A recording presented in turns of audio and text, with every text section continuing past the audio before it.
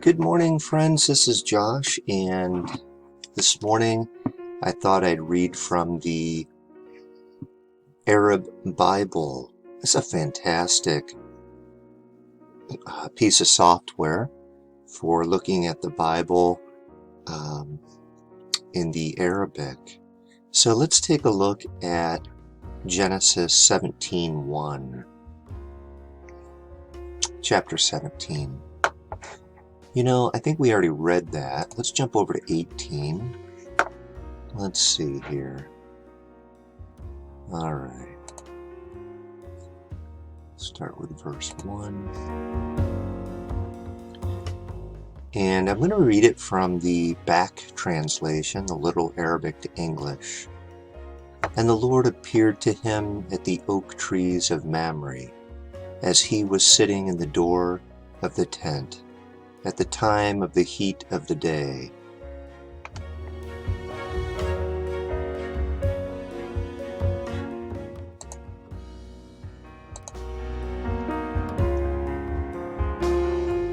So he lifted up his 2 eyes and looked, and behold, 3 men standing by him.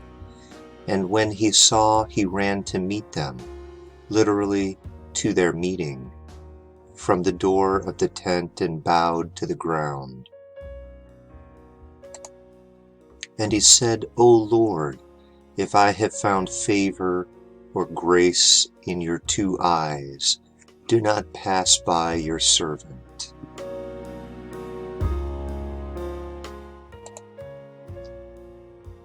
Let a little bit of water be taken, and wash your feet, and recline under the tree. And I will take a piece of bread, and you will make your hearts rest. Then you may go on your way, for you have passed by your servant. Then they said, Even so, you shall do as you have said.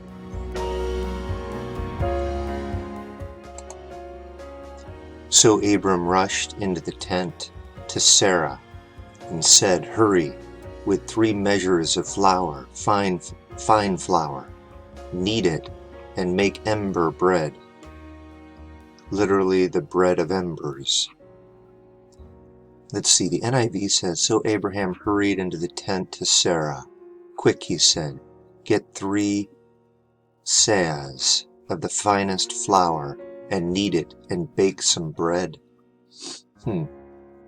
Verse notes.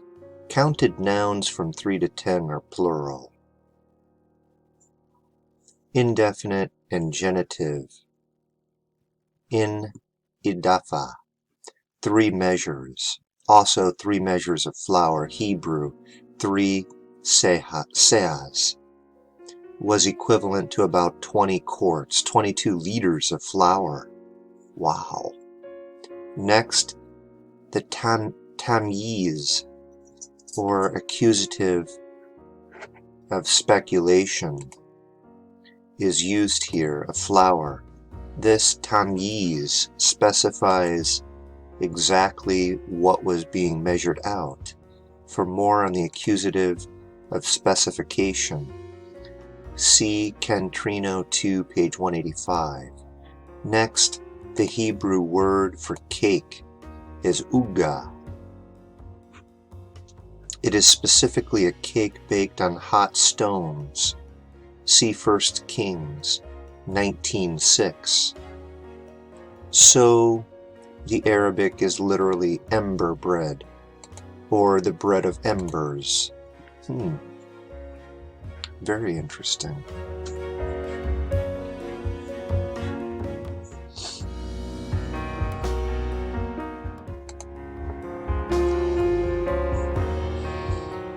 Then Abraham ran to the cattle and took a tender and good calf and gave it to a servant, and he hastened to make it.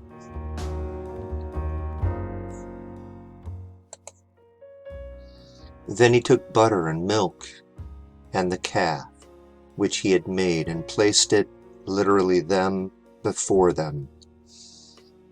And as he was standing by them under the tree, they ate. Interesting, isn't it? Generally, so he didn't eat with them. It's kind of interesting. I wonder if he... Normally when we have guests in the West anyway, we sit down and we eat with them, but it seems clear that he stood by them under the tree as they ate. I mean, these guys are angels, I think. God himself. They don't need to eat. I don't know. It's interesting, isn't it? I wonder if there's more to that culturally. And they said to him, "Where is Sarah, your wife?" Literally, your woman. So he said, "Behold, she is in the tent."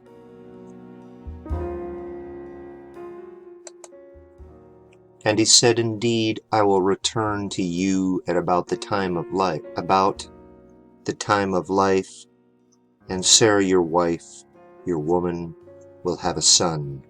And Sarah was listening in the door of the tent, it being behind him.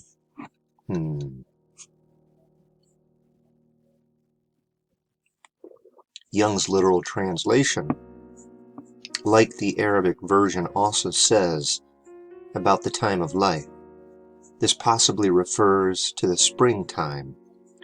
Next, notice the hal clause beginning with, I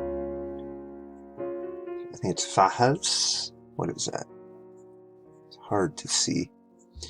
It being behind him.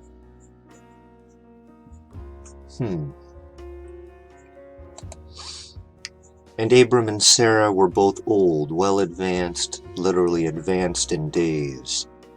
And it had ceased that Sarah could have a regular occurrence, menstruation, like women. Abraham and Sarah were already very old, and Sarah was past the age of childbearing.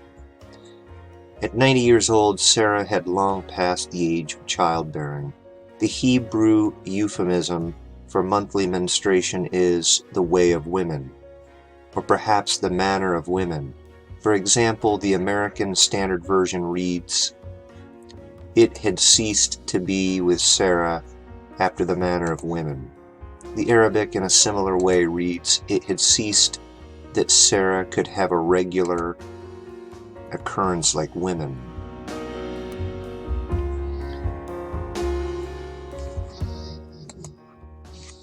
So Sarah laughed in her inner being, saying, "After my fading away, will I have pleasure? Will pleasure be mine, as my master has grown old?" Notice the hal construction, sang. Also notice another hal clause, beginning with, "as my master has grown old."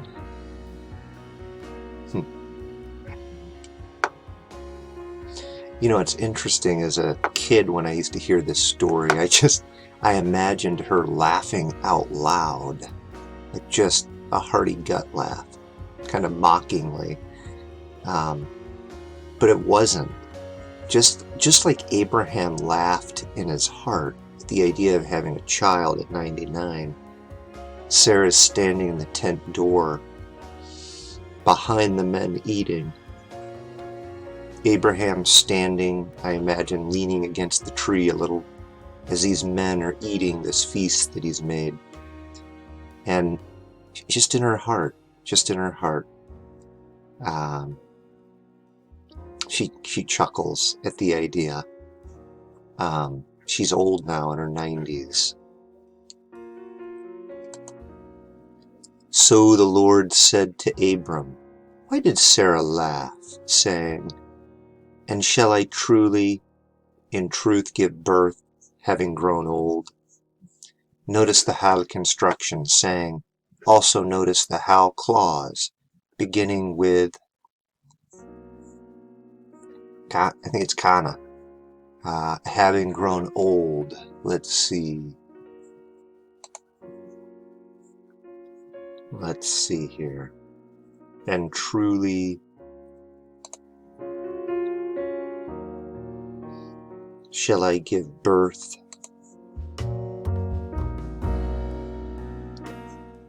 Just taking a look at this. First person singular is the core pronoun.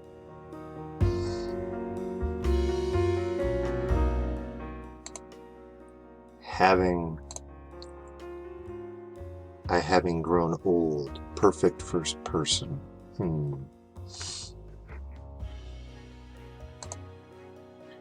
Is anything impossible for the Lord? Literally, in the appointed time I will return to you, at about the time of life, and Sarah shall have a son. Literally, a son will be Sarah's. Wow. Young's literal translation, like the Arabic version also says about the time of life, this possibly refers to the springtime. Then Sarah denied it, saying, I did not laugh, for she was afraid. And he said, no, but you did laugh. Note the hal construction. That's interesting, isn't it? To speak with God, we don't have to say anything out loud. It's like we can have a conversation in our heart or mind with God, and He sees everything in our thoughts.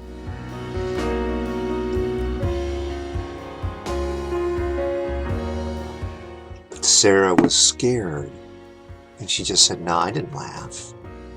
Yes, you did. Yes, you did. Kind of hard to argue with the divine. Then the men rose from there and stared toward Sodom. And Abraham was walking with them to see them off. It's interesting. It says look down toward Sodom. And Abraham walked along with them to see them on their way.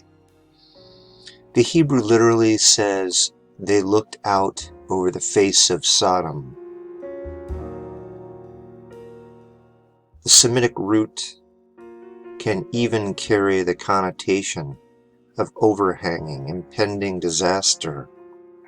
At any rate, there is a sense of intensity, hence the use of the Arabic, to stare, to look intently, to gaze. That's interesting.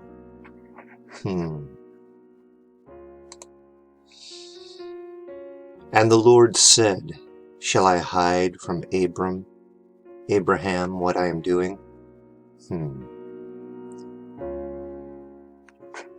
When ma, or ha, let's see, hal, translated this word begins a question.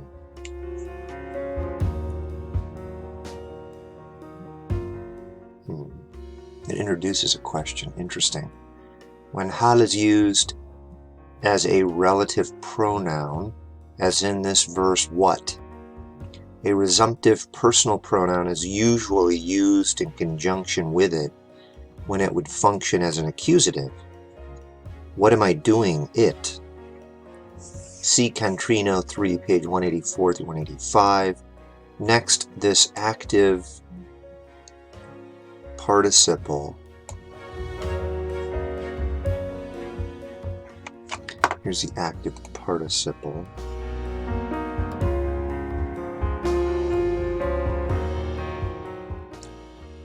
Doing it. Just gotta blow that up a little bit. Has a pronoun suffix which acts just like a direct object of a verb. So the words what I am, it's doing, mean what I am doing it, or simply what I am doing. Finally, this sentence is continued in the next verse. And the Lord said, shall I hide from Abraham what I am doing? It's Since Abraham shall become a great and mighty nation, and all the nations of the earth shall be blessed in him. This verse is a continuation of the previous verse. Also notice the hal clause beginning with since Abraham shall become.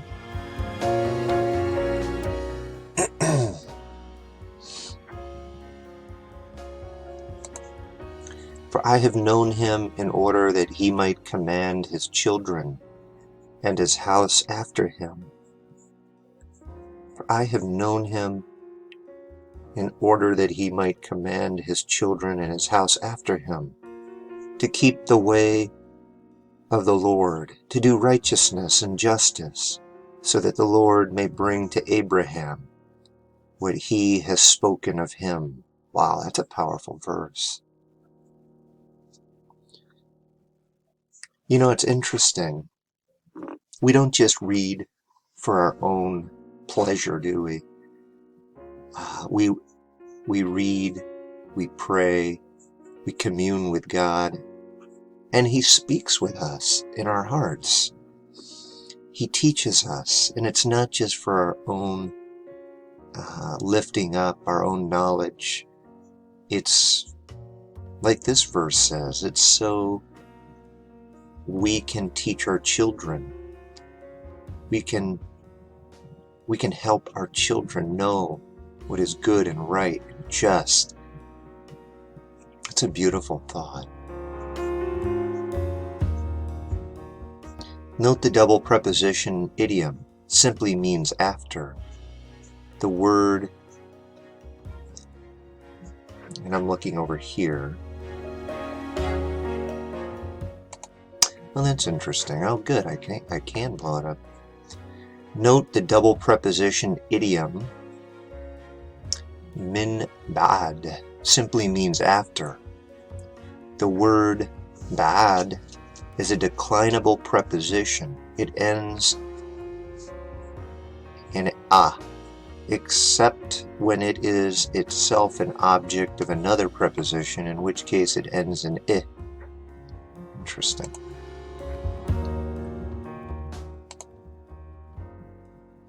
For I have known him in order that he might command his children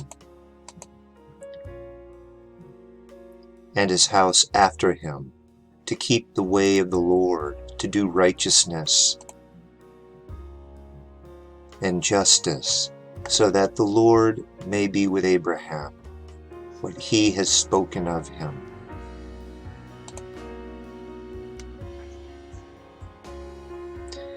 And that is the end of that chapter. Fantastic.